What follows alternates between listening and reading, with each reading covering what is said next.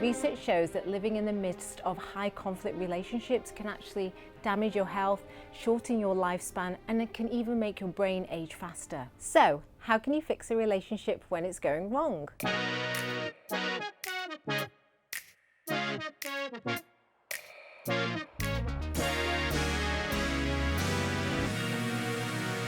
Talking about it at an early stage, but talking about it when you're calm, so actually setting aside some time where you're not going to have distractions and you can talk to the other person, but in a just quite a neutral, kind of pragmatic, how are we going to sort this out kind of a way. I think the longer you try and bottle it up, the more it comes out as like a snippy comment here and there. If something's wrong or something annoys you, bring it up sooner rather than later. If there are difficulties around your sex life, remember this: in a committed monogamous relationship, you're the only other person who can give that to your partner. So it's really imperative that you do both find a happy medium that satisfies both of you. The couples that have been together for a longer period, they talked about the fact that, look, the relationship's just not as passionate as it was, but that wasn't an issue for them. So the people who had a good sex life, it seemed to be like an added bonus. They were strongly attracted to each other, sex was a good connection for them, but it was an additional benefit on top of the friendship and the companionship. Be honest with each other about what you need in the bedroom, be proactive, and really take your time to work at it, because it may not happen overnight, but you do want to reach a point where you're both satisfied.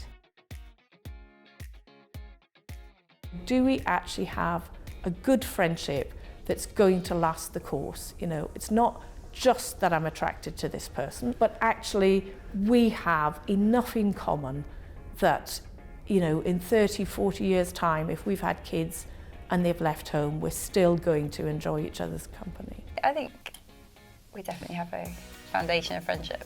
I mean, we mostly hang out with each other. So if you didn't like spending time with each other, that would be a bit rubbish. I'd say you're my best friend. Oh. The longer you're going out with someone, the more of a confidant they become, and the more, you open up about things you wouldn't even open up to, your best mates about. Yeah. What was the question? One lady told me, well, I wasn't expecting it to be Cinderella and roses every day, and so they weren't disappointed because their expectations were quite realistic in the first place. We had to decide very quickly, because I'm from an Indian family who didn't necessarily approve of me dating a white person.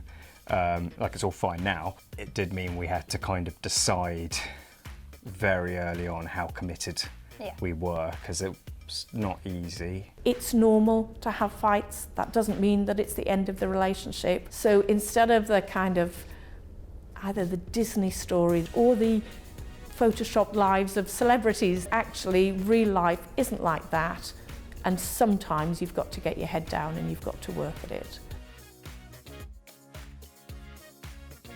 Appreciation and not becoming complacent is so important. At the end of the day, it doesn't matter if you've been together for a few years or you've been married for 30.